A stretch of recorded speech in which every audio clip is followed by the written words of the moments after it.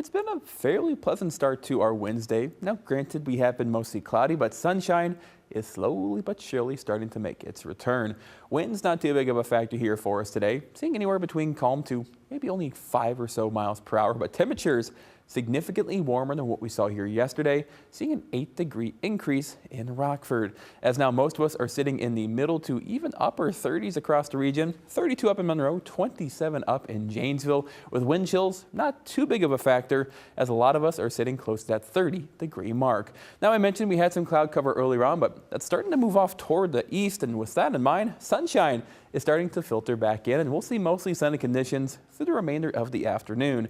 Now, as we head into the evening, I do think clouds will make their return, but that's going to be a good thing. I'll touch on that here in just a second. But with temperatures likely topping out into the upper 30s, sunset comes at 4:26, so today, not a bad day to get outside and really enjoy a pleasant day. Now, heading into tonight, of course, clouds are set to make their return. Combine that with strong southerly winds near about 10 to 20 miles per hour, and that's going to act like a blanket overhead, keeping temperatures close to that 32-degree mark. So with that in mind, a very pleasant night is ahead, but by the morning hours, our next main weather maker is set to make its way through, as rain is going to start around 6 to 7 o'clock and pretty much last throughout the morning, as even some locations could see some heavier downpours. Now, with that in mind, a cold front will come through early on in the afternoon, shutting off a lot of our precipitation, at least for the time being, as that pushes off toward the east. And in its wake, well, we're going to see rainfall totals maybe near a quarter of an inch up to a half of an inch in some locations. But man, winds and temperatures are really going to pick up, and temperatures are really going to drop,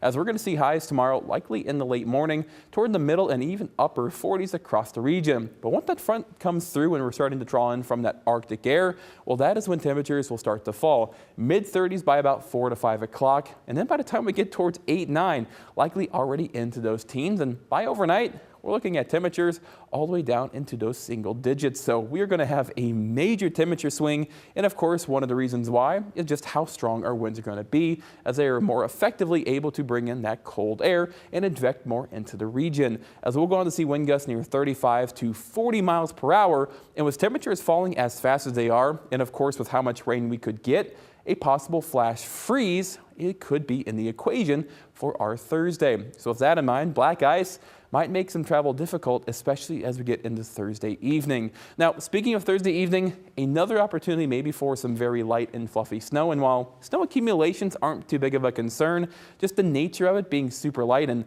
very easily being able to be blown, which again, if you remember, wind gusts 35 to 40 miles per hour could dramatically reduce visibility any place that sees some wraparound snow. But with that in mind, you want to give yourself plenty of time if you have any plans tomorrow evening, as conditions are likely quickly going to deteriorate as we get into those late stages. So just to recap what's coming on our Thursday, a warm and wet start. We do have temperatures dropping behind the front, thanks in part to very strong wind gusts where a flash freeze is possible. And then heading into Friday or Thursday evening, we do have some blowing snow. Also, that could reduce visibility. So needless to say, you want to make sure you're staying weather aware tomorrow, and you can potentially do that by downloading the WIFR First Alert Weather app, where we'll keep you up to date on what's going on. Now, as we get into our Friday morning, once again, sub-zero wind chills are expected, as they could be close to 5, if not even closer to 10 degrees below, as we're going to have lows again in those single digits and very strong wind gusts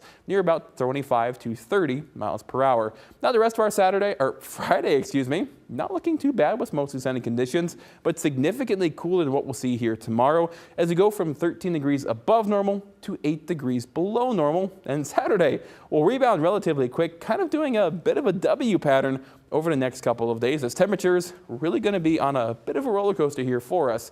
25 degrees the high for our Friday with that frigid morning ahead. 40 then for us on our Saturday. 27 on Sunday.